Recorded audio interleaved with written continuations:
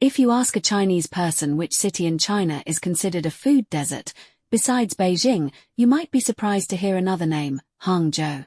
Wait, what? Hangzhou, the city known as heaven on earth. How could it possibly be not tasty?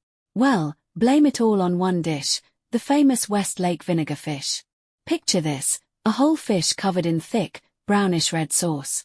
The taste? Strongly sweet and sour, with a touch of, let's just say, fishiness. Many visitors can't handle it, and even locals joke, this dish is for testing your son-in-law. If he frowns, the wedding's off.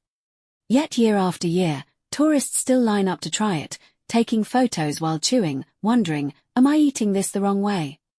But here's the thing, this dish was actually an ancient chef's bold experiment. They wanted to bring out the freshness of the fish using nothing but vinegar and sugar. So if you're brave enough to try it, whether you love it or hate it, you've just tasted the most authentic and most controversial flavor of Hangzhou. After the fish, it's time to visit its hometown, West Lake. West Lake isn't just a lake, it's a living painting surrounded by misty hills, stone bridges, and the Leifeng Pagoda. You can rent a small boat and drift across the water, passing through the famous 3 pools mirroring the moon. Yes, the one on China's 1 yuan bill. Willow branches dip into the lake, wild ducks glide lazily by, and if you walk along Su Causeway in spring, peach blossoms and green willows sway together like a scene from a fairy tale. There's no need to rush. Sit on a lakeside bench, sip a cup of hot tea, and you'll understand why ancient poets called this place paradise. If the crowds around West Lake feel too much, head to Lingyin Temple, hidden deep in the forested hills. This 1,000-year-old temple instantly quiets your heart. You'll smell incense in the air, hear the echo of bells, and see giant Buddha statues gazing calmly into the distance. Right in front of the temple stands Falai Peak, covered with hundreds of ancient stone carvings, Buddhist statues that have been watching silently from the cliffs for centuries. And here's a little secret. Behind the mountain lies Yongfu Temple, a quiet place with fewer people but plenty of cats. The monks there even run a tiny coffee shop. Imagine sitting on a mountain terrace, sipping espresso while listening to wind chimes and chanting, a perfect blend of ancient and modern. After all that walking, it's time for Hangzhou's most famous drink, Longjing tea. It's a type of green tea grown in the hills around West Lake.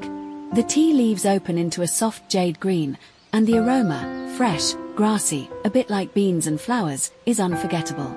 Sit by the lake with a cup of Longjing, do absolutely nothing, and you'll experience the true meaning of Hangzhou's slow life.